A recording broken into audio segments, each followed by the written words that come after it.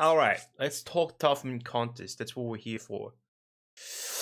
All right, Toughman contest. Yeah, look at that. Look at that cover art. Look at Butterbean go, man. Can we get a zoom on that? Hold on.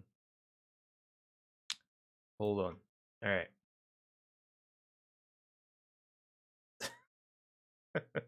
Dude, he looks like Slim in this picture. I just like the shape of his head a lot.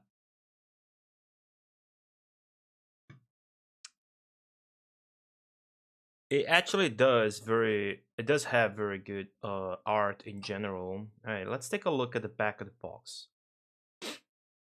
Wimps need not apply. So you think you're tough? Strap on the gloves and we'll find out.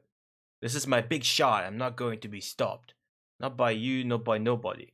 I've been working 12 hours a day in a meat packaging plant, using my fists to break frozen bones.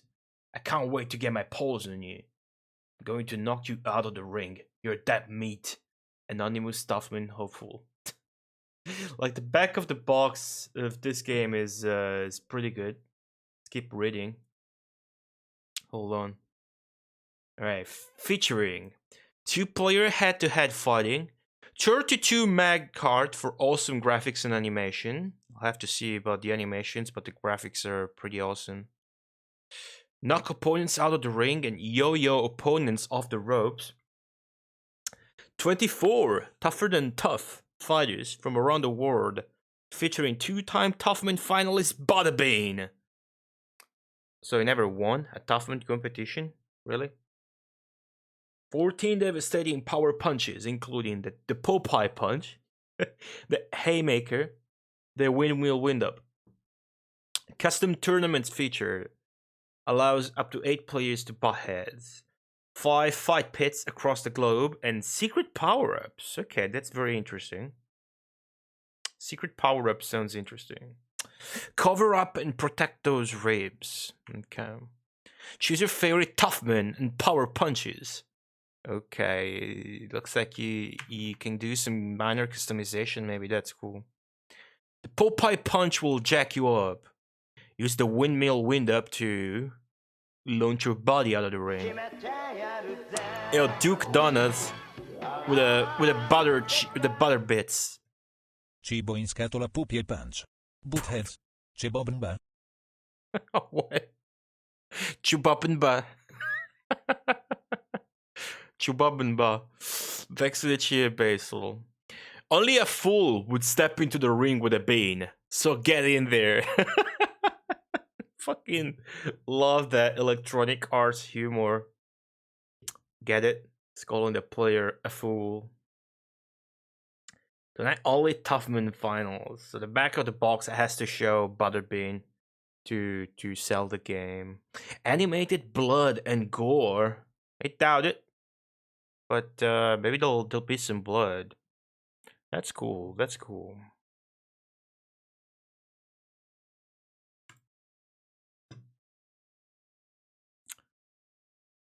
What did I do? Did I say baseball? My fault.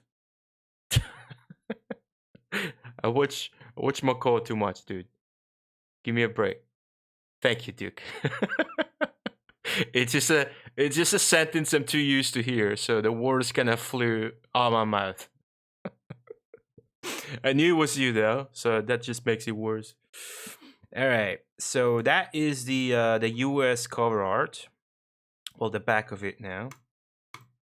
This is weird. This is SE region rental only cover, which is pretty bad. No idea why you would go with this at all in the first place. Hey Lobstergator, hey Big Bang Blitz, as Sodius Chubs. What's going on? Looks like Samo, but without hair. He's like way fatter though than Samo. Yeah, it's got 32 max. It's pretty good. But then again, it's a 95 game as we're about to see, and it's a 32x cover as well. I like that it's got the glows and the title shit. Same deal in the original Mega Drive 1 anyway. Okay, so Toughman Contest. Toughman Contest is a video game published by Electronic Arts for the Sega Mega Drive. Released in March 1995 for the European market and on the 15th of July, also 95 for the American one. So it actually released on the European market first. For whatever reason, because this is an American video game. No idea why that would be. I couldn't find anything about it.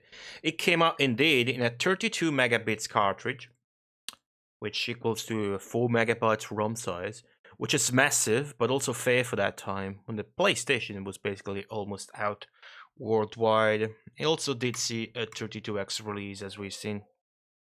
Now, the game was developed by Visual Concepts Entertainment, which is an extremely prolific brand, still active nowadays, although under a different name. But the Visual Concepts like studio, at least by name, still exists. I couldn't tell if they're still in the same studio. I think not, but I wouldn't even care.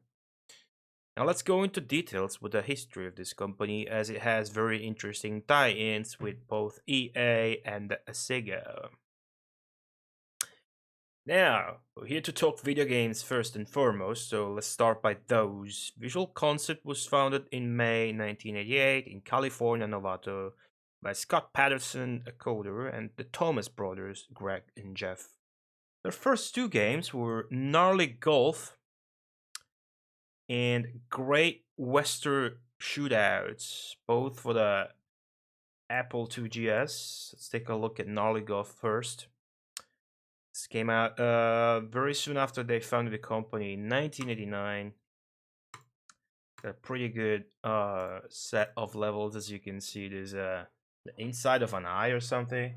There's a pool table. There's a prison with a cesspool too, and there is the top of a skyscraper. So that is pretty good.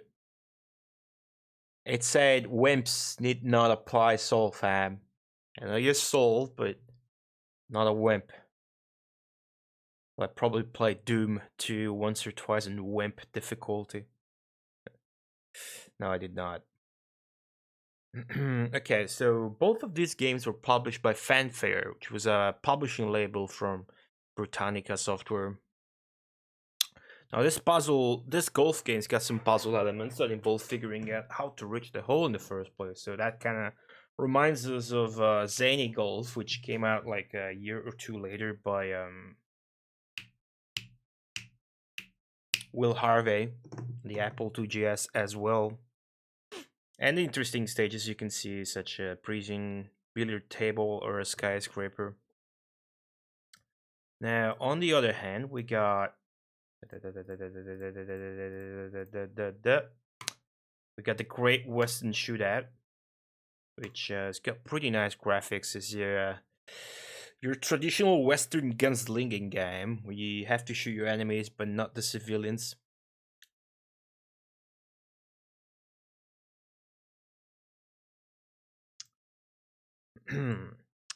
Now, other notable games that they developed before Toughman Contest, which was 95, are mostly related to the Super Nintendo platforms such as Tasmania, Desert Strike Return to the Gulf, Claymates, and Clay Fighter. Here. Alright, we got a meme here. That's not. That is so not what I was expecting. Zenki. Very much not. But he's a meme, guys. It's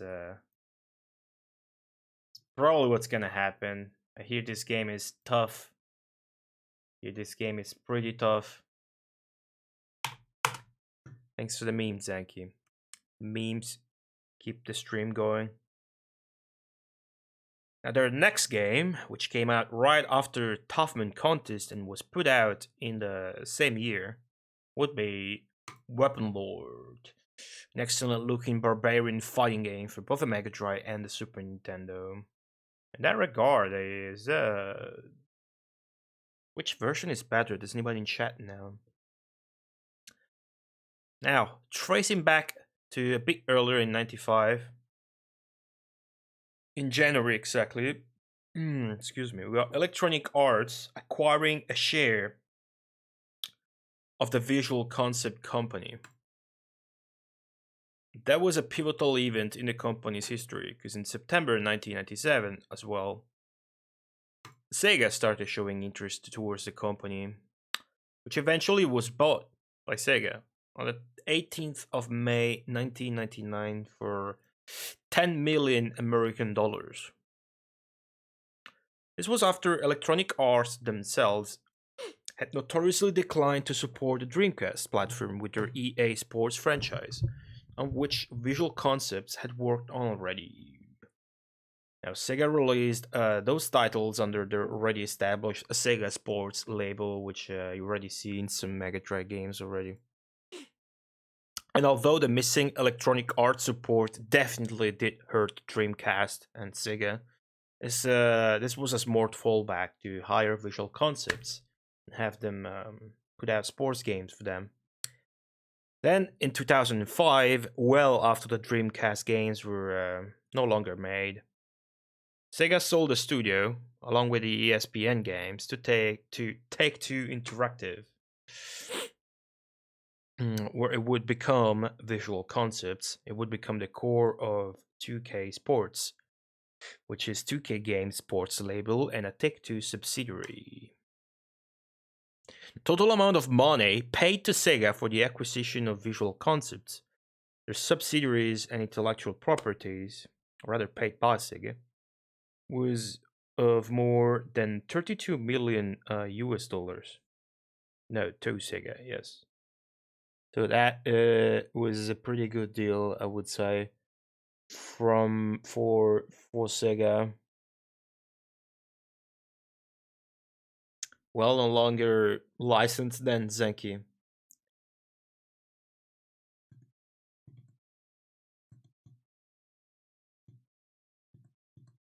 The first online multiplayer fighting game. Talking about Weapon Lord. How did it have multiplayer exactly? All right. So nowadays the company, so like Visual Concepts, as 2K Sports, is majorly focused on the WWE game series, with their latest entries being a bunch of releases, packs, and expansions to their 2019 WWE game here. Know who this wrestler is, but he looks lame as fuck. I'm sorry, wrestling fans.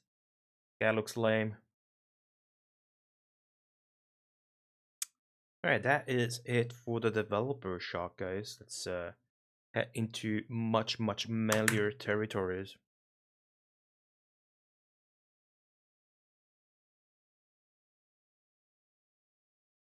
The X Band. You mean like what?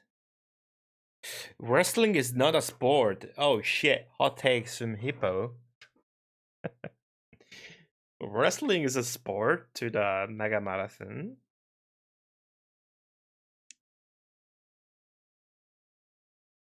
Well, if by sport you mean competition, then I guess technically it's not a sport because the matches are.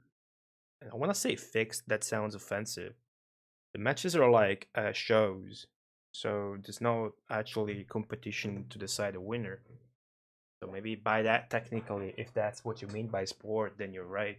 But no one echoes freaking a freaking pandemonium in chat right now.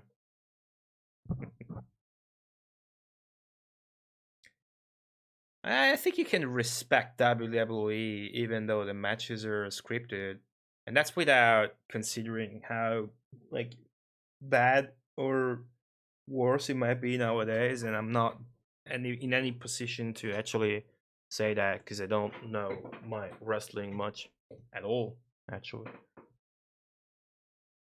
But I'm not part of the people that say that wrestling is scripted and thus is bad. I disagree with that. It's true that they are real athletes, as Zenki says. Alright. Soccer is also scripted. Well, they cry more in soccer when they get hit by a flick than in wrestling, for sure. So wrestling is much more manly than soccer. All right, let's head over to the tough shock section. So we got Art Door. This guy is the responsible for everything Toughman contest related. This is a former boxer found on the contest of the Toughman in 1979 in Bay City, Michigan. Together with Dean Oswald, the two opened up an arena for people to come in and prove how tough they were. This started as a provocation in response to armchair athletes' comments posting how they could have easily beaten that guy, quotes Door. Over the weekend of its first iteration, the Toughman contest completely sold out. Be it complete amateurs or seasoned street fighters, none had any boxing skills. A low form of entertainment can often target a broad audience. Now, the initial success spread out to the neighboring countries, and the Toughman contest is still active nowadays. Throughout the years, various editions succeeded, including a Tough Woman edition, which we're going to talk about more in detail. Now, the amateur nature of the event, though, is not only reflected on the fighters' non-existent skills.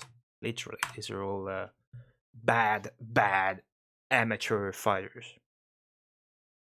But also on the organization of the format, especially on the safety side. This was completely amateurish and not regulated properly and pretty much bad. Stuff like officials, medics, and the like were hardly qualified at all to guarantee for the participants' health. This became clear once a woman, mother of two, namely Stacy Young, died. She was not the first casualty, but she was the first female casualty, as the Tough Woman contest had already secured its foothold. It was 2003 when Stacy Young entered as a last-minute opponent against her enemy opponent Sarah Kobe. The Young family sued Doors Company later on, and in 2004, Florida kind of wake up a little bit and stated that such competitions from that point on had to be sanctioned by the Florida State Boxing Commission. Bouts like the Toughman contest are banned in several countries, as a matter of fact, and the vast majority of the participants that step on those rings are simply not fit to have a competitive fight in the first place. Speaking of not being fit,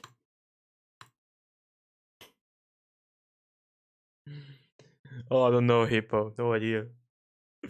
Speaking of not being fit, that video game, as everybody knows by now, most notably features Eric Scott Ash, better known as Butterbean. This man is known for being a boxer with a very fat build, as you can see. He did not start boxing until 1994, though, before a successful run in the Toughman contest, which was already somewhat refined by then. We got some pictures from an advertisement in the GamePro magazine, guys, featuring some nice shots of Butterbean. I got this headshot that I can fit in the frame there, right? High quality Butterbean sweat there. His hands are fast. I disagree. And for this next picture, I actually have to take up the whole screen, guys, so I'll see you later. Hold on. Alright, check that out. Butterbean.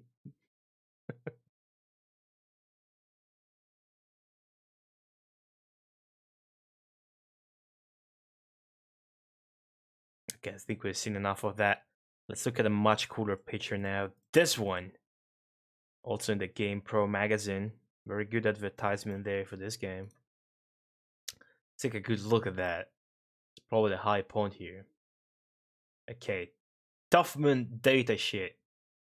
Name Butterbean. Real name Butterbean. Bust huge. Waist huge. Neck none. Height 6 feet. Weight enough to crush you. Plate in head. Double reinforced steel 2 inches thick. Okay, I don't get the joke because I don't know what plate in head is figuratively supposed to be. But I get it. Turn offs, people. Turn ons. Monster thick. Oh, monster truck rallies. The sensation you get running into a wall head first and beating people up.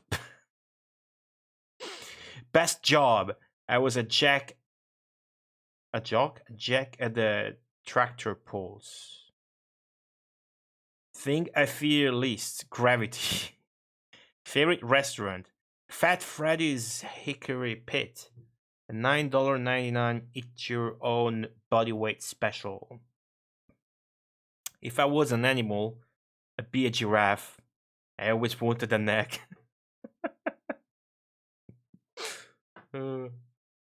Favorite fashion statement, the nails that hold up my socks. Favorite hangouts, dark alleys, meat lockers, construction site.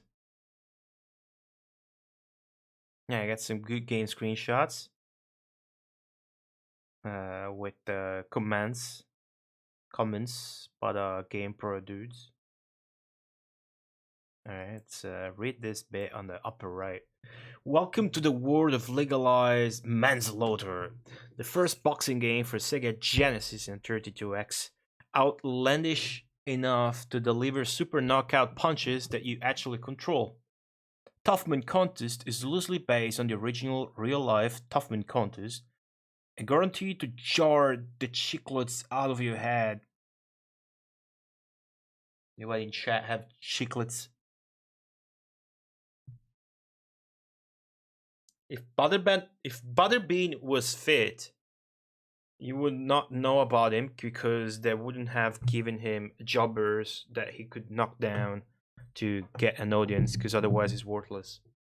Because he's not fit for combat and competitions in general, unless there are eating competitions. Hey, Aquas. Alright, wait. I got the check redemp. What the fuck is... This is not what I expected, Jack. This is... Hey, Aquas, thank you so much for the cheer there. Thank you, appreciate it. This is not what I expected, Jack, but I'll take it. That's... Alright. Get rid of that before people barf. My blue face. Is that from Avatar? That's from Avatar, right? Yeah, was my chat. This is my chat.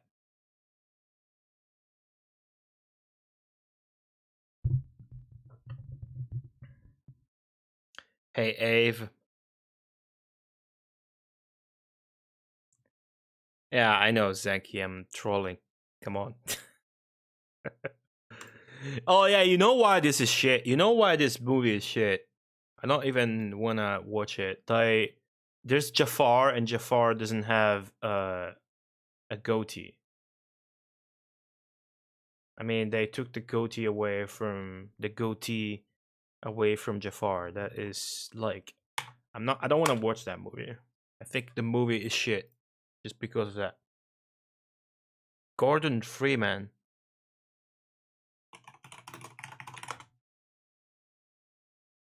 I've been told that. Actually been told that, yes. You're not the first to tell me.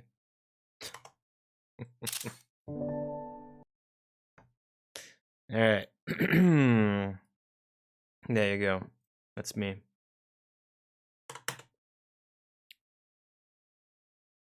I had to Google it, yeah. Don't care for meme games. All right, let's keep the show going. Let's keep it up, keep it up. Keep your inner dicks up, guys. All right, so that is it for Butterbane. He's the final boss of this game, so you're gonna see more of him, but it's gonna be in dot art. Another personality, though, another personality even more known, way more known than Butterbean, to participate in the Toughman contest was this guy. No cheating. If you know it, don't try to guess in the chat, but let's see if anybody knows. Let's see who's first to recognize this dude. It's pretty easy, actually. Wow. It's very, very easy.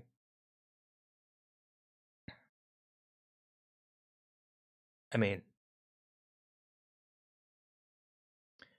no, it's not Larry Holmes, Big Ben Blitz. God damn it. You, you're Red. Your nickname is Red. Yes, that is Mr. T. There you go.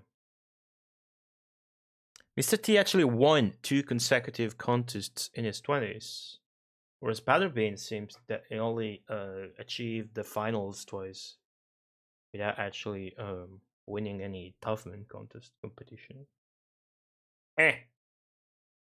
Way better. Would have been way better to have Mr. T in the game than Butterbean, but not really actually. Butterbean's more funny, and actually Mr. T is more funny, but Butterbean is more shockingly funny and way cheaper to get on the video game than Mr. T for sure. That is actually all of the tough shock section as well. So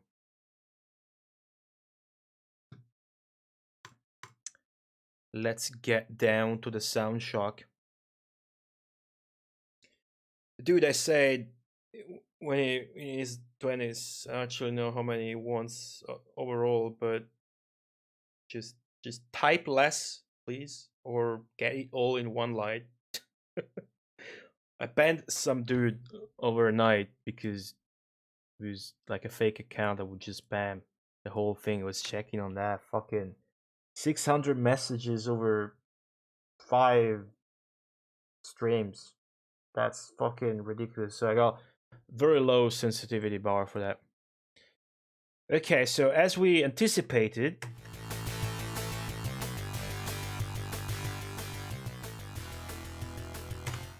Toughman Contest utilizes Brian Schmidt's custom sound engine, which is found in 12 Mega Drive games in total, but that is definitely not the high point of his career, more like a nice diversion, the Mega Drive soundtracks. Now, here's a picture. Brian Schmidt's outstanding career started in 1987, and it spanned over 30 years and 150 games, mostly including arcade and pinball games, as in pinball tables, not pinball video games. And that's probably without counting ticket games as well. At the beginning of his career was at Williams.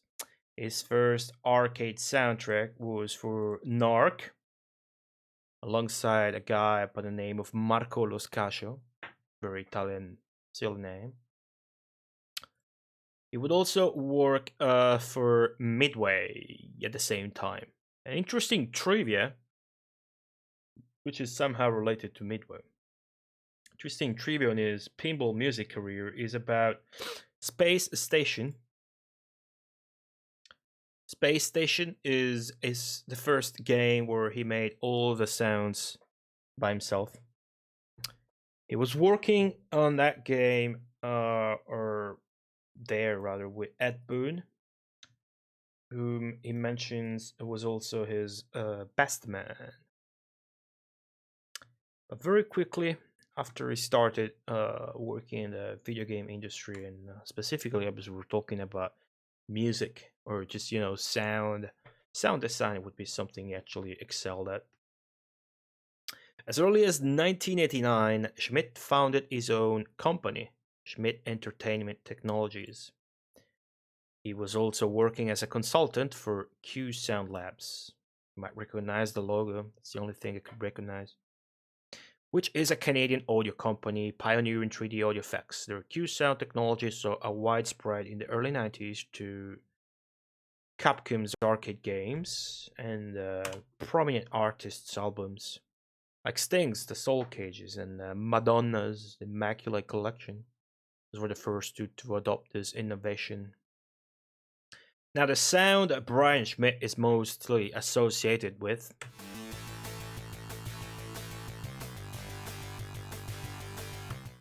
is not Screwball on the Mega Drive for sure, but is the one that comes out of this chip, right?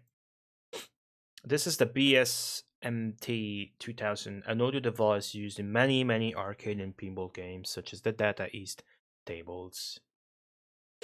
The acronym stands for Brian Schmidt's Mousetrap, which is after somebody said something to him, like you gotta build a better mousetrap or some cheesy shit.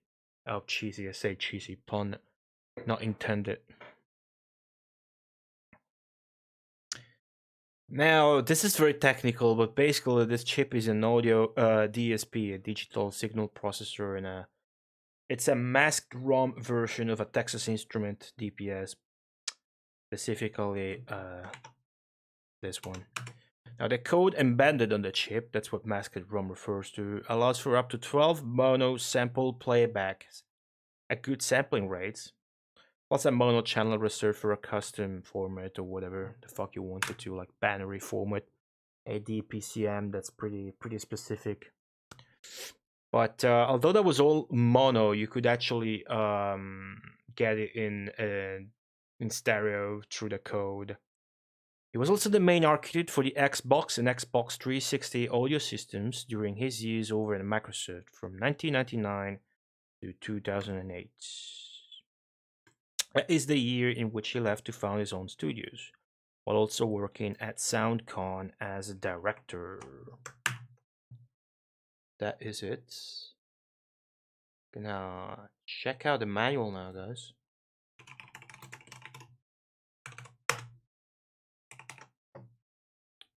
Alright.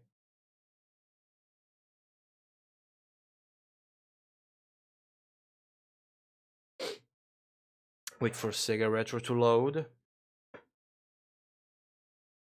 Alright, let's get it here. If I can capture Chrome from this screen, should be able to. Alright.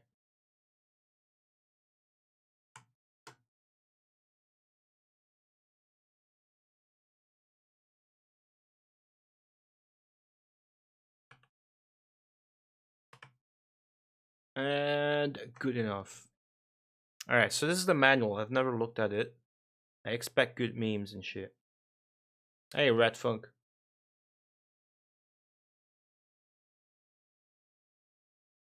You like Revolution X on the Mega Drive or in general? Oh shit. Why I get two answers from the bot? That's not good. I'm running two instances of it. Okay.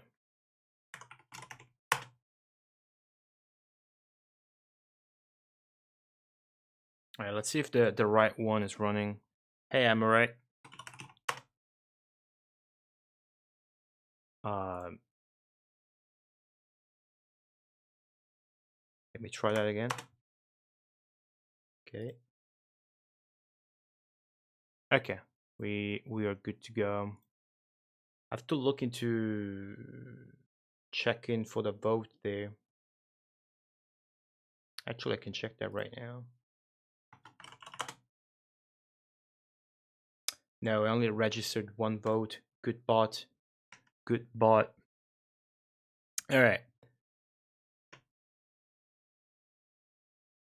Of course, we gotta capture this a bit better. Let's see. Zoom out. Okay. Alright. Controls. I'll use 3 buttons as expected from literally any Mega Drive game. Introduction. You probably heard about the Toughman contest, maybe even seen it on TV. It's an epic slugfest, tournament boxing, 3 1 minute runs per match, one fight after another. At the end of the day, only one man is left standing, the Toughman. You may think you've got what it takes to win the Toughman. You say you're as strong as a locker room stench, and meaner and nastier than a wild boar? Well, come on then, show us what you got. Pretty good manual. In Toughman Contest, you can fight in exhibition, tournament, and Toughman Contest modes by yourself or with up to 7 of your so-called friends. Features 24 fighters from around the world, 5 international rings, 14 special boxing moves, like the Popeye Punch, a really famous boxing move, and authentic Toughman Contest mode. Customizable multiplayer tournaments so you and your friends can whomp on each other. Okay. Pretty strong start. The fighting game. The fighting. It says the fighting game. EA tip. These controls are used in all Toughman menus, so get them tattooed on your skull. Okay.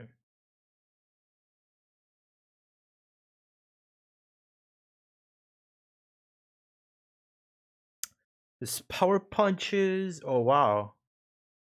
Hooks and jabs are pretty good, but there's more to Toughman Contest than that. You can only throw the 3 power punches that you select from the box's select screen. Okay. No, the directional arrows below correspond to the D-pad on your controller. Okay, so from this list you gotta select 3 of them and then learn those. There's the measured hook and the windmill windup. Oh, there's a headbutt. Oh, we're gonna have to try the headbutt for sure.